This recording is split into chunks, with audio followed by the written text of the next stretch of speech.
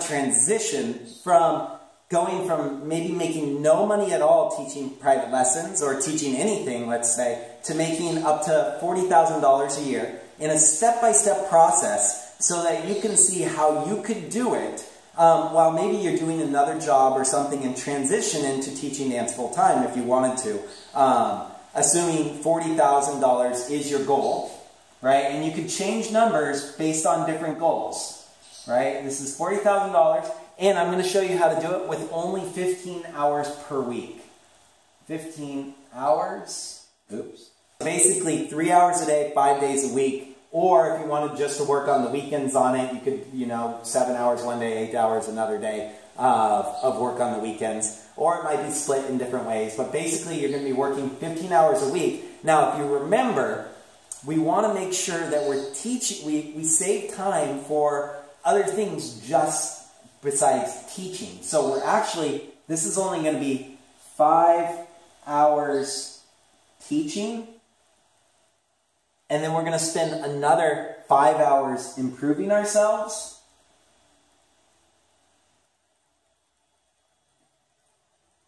Right? Improving our dancing, maybe improving our teaching, and then we're going to spend another 5 hours planning. Right? So, with only 15 hours a week, this is how we're splitting it up. You're only going to need to teach 5 hours each week to get this 40K goal eventually. And I'll show you exactly how to do that. Right? So, the first thing is start out month one. What are you going to charge? I recommend charging $0. Right? $0 when you first start out. Because you've got to just get some practice in. Got to teach different people, right? So if you get 5 people per week at $0, you could be teaching, if you're just teaching 5 people, giving them free lessons for 4 weeks, that's fine, right? You could do that, and then you only need to find 5 volunteers that you teach for free, right? I would recommend that you actually try to find 20 students and do a different student each time and give them all one free private lesson, and then let them know that if they want, they can start joining you, like they can actually purchase lessons for month 2. You don't have any more space available for month 1 because you've got your hours filled, right? You don't have room for more than 20 students in those 4 weeks. So now you go, but if you want, you can buy, lessons from me next month and get them at, I would recommend going to $30 per hour. Right? So this is per hour. These are all going to be per hour. Let's actually do it up here so that it's obvious. If you wanted to do 45-minute sessions, that's fine too. Right? And then in month 3, and I want you to think, how much would you make if you now had 20 students, right, doing $30 an hour? You'd make $600 during that month. Right? Now, I don't actually recommend even trying to get 20 students. I recommend trying to get 5 students that want to take weekly lessons with you. That's actually a really common thing in most of the dance world, is people take weekly private lessons, not monthly, not yearly, something like that. For some reason, in the Lindy Hop world, we got used to just taking them every once in a while. But I would not make that the norm if I were you guys. And when you're starting out, this is your chance to start out with new people that maybe have never done a private lesson before. They don't have preconceived notions of what price they should be charging, or not what price, how often they should be taking lessons or something. So you really can develop your culture and decide how often you want them taking lessons. I know one of our students at the ballroom that I occasionally do, I have private lessons with this guy. He takes like 10 hours every single week. 10 hours of lessons every single week. And there's all sorts of different ranges you can go with for how much. I recommend recommending people to do 1 per week. Anyway, so if you do that, you only need 5 students in order to continue going through. Right? Now, the next month, I'm going to make it easy on you and say, keep your price the same. $30 again. Okay? And so you're going to make $600 by keeping those 5 students, right? Now, I don't recommend trying to keep all 5 students. Remember, every week you're planning, you're improving, you're teaching. During the planning stage, that is going to involve finding new students, right? Actually, you might even, some of the improve stage might include finding new students too, or teaching new students, right? But teaching them for free because they're not used to paying yet, right? And I'll explain a little bit more in a second, but first I want to just take you through this whole thing and give you an idea of what you're going to be charging each month, okay? So month 4, I recommend you go to $50 an hour. Now you're making 800. Is that right? 50? Yeah. So there's four weeks, 20, basically 20 people. You got to times it by 20, which means, oh no, that's 1,000. Yeah, that's 1,000. $1,000, right? Again, 50 equals 1,000. And I'm going to tell you how to transition into each of these in a second, right? And it's going to involve this. But right now, I just want you to understand what you can be making if you follow this structure. I want you to see the big picture first. I know some of you are thinking, oh, I could never charge $100 an hour. Don't worry, I'm going to walk you through how it makes sense, right? And why it makes sense and all of that. And remember, this is just having 5 students throughout the whole thing. Of course, you might have more than that. I'm just saying you need at least a minimum of 5 students each week, right? And this brings you to a total of $16,000 for your first year. The next thing I want you to think about, okay, so how are we making these transitions? So the first thing to make these transitions is going from 0 to 30. That's relatively easy in that, like, you've given all these people free lessons, the first 20 people free lessons, and you say, you know, I have 5 spots available for people that want to start taking private lessons from me. And again, you can adjust these numbers. These are just numbers to show you what you could make. You can change all these up if you want. Although I do think this is a good process. So you have 5 spots available for people that want to join in at $30 an hour. Right? And now you go, okay, got those people. Out of 20, odds are you're going to get 25% of them.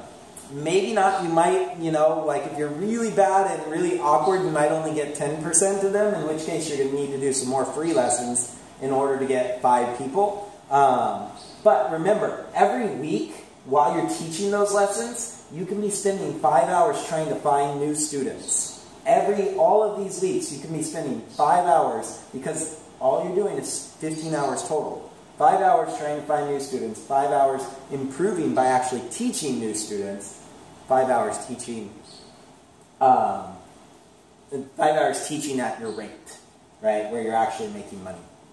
Okay, so now, oh, and another thing you might want to do, instead of giving hour-long lessons for free, you could give half-hour lessons for free, right? In which case you would be doing, you could teach 40 students every week while still staying in the,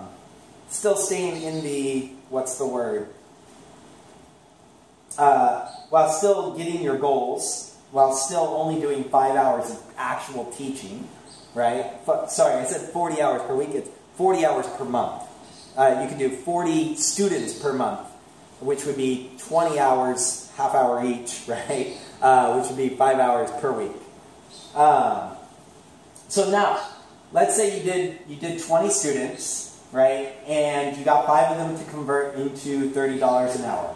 Now, during the next month, or even 2 months, you're searching for new students that are willing to go to $50 an hour. You can give them all free 30-minute lessons or free hour-long lessons, whatever you want. Remember, you spend time looking for them, and you spend time actually teaching them, which is improving your day or improving your teaching. And if you pick the right things to teach, it's also going to improve your dancing.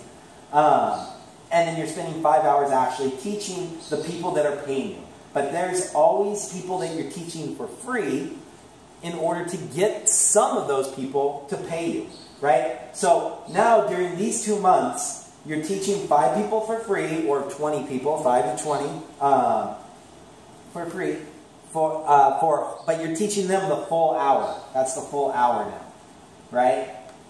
And so now you're looking for other people during these 2 months to then have them go into these 2 months, right? So maybe you find another 20 people during this month, but instead of saying, yeah, I have room here, you say, I have room here for you guys if you're willing to pay $50, that's my price, right? And out of those, odds are you're probably still going to convert 25% because there's not really that much difference between $30 and $50 with people that aren't really thinking about that. They're just thinking about like, oh, I really enjoyed that lesson. Do I have $50 to pay each week or each month if they're doing monthly lessons with you? But I recommend weekly.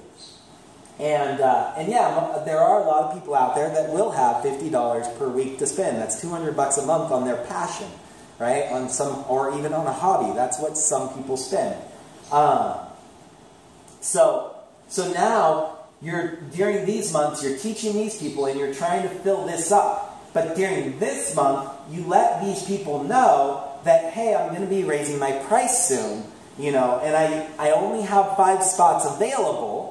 Do you want to be guaranteed one of these spots, right? Because while you're doing that, you're also getting new people into it. So if they decide no, it's okay for you because now you have new people to fill these spots, right? And now you have, let's say you got, 3 of the people from here decide, yes, I'll pay $50 an hour, and you got 2 new people, and now you've got 5 people at the $50 per hour rate, right?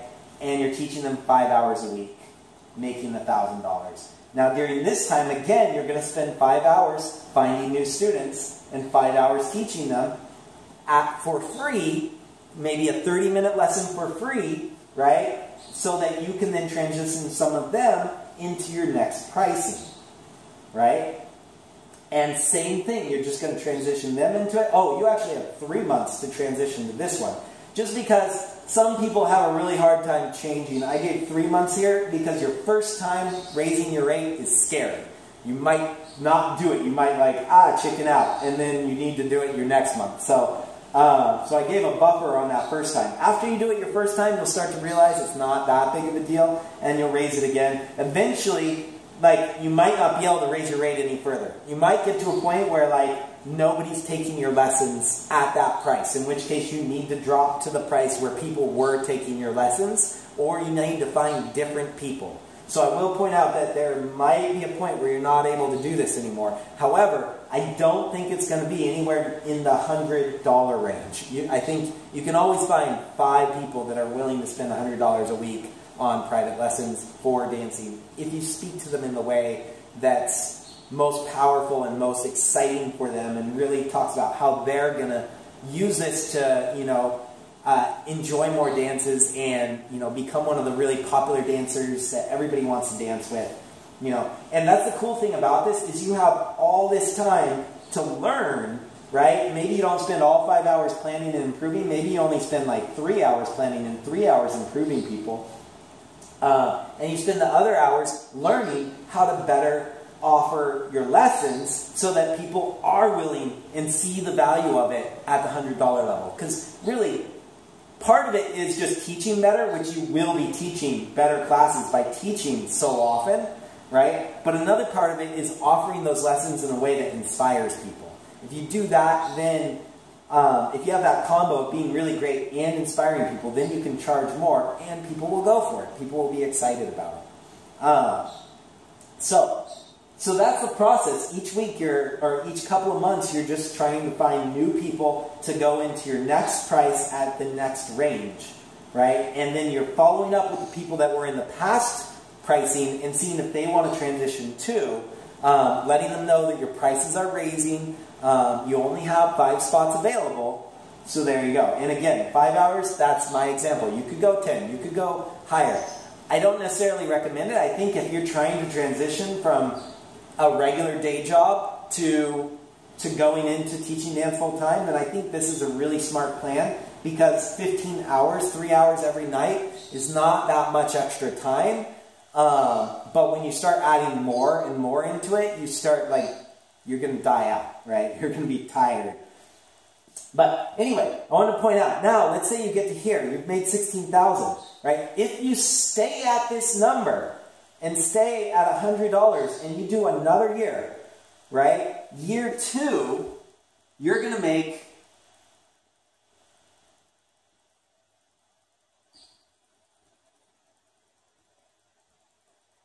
$24,000 in year 2, right? Now, if you keep raising your rate, and you keep following this strategy, so here you go 100, here's 130, 130, 150, 150, 170, 190, 200, right? If you keep raising your rate, the same method, then year 2 plus raise would basically be, you would make these together. 40K. And you could do that. I don't know that I recommend it. It really depends on how well you're doing, right? But that is a way to get 40K in your second year while still taking your regular job. Another way to do it, right, would be, okay, well, before we go into the other way, I want to point something out. Year 1, you made 16K. I would recommend taking all 16K and putting it towards education to improve yourself, to, improve your business and that kind of stuff. Like, take private lessons from dance teachers, take private lessons from coaches that, like me, or other coaches that are teaching you how to teach the dance lessons and how to organize the business side of it. Try to study as much as possible. Spend all the money your first year learning.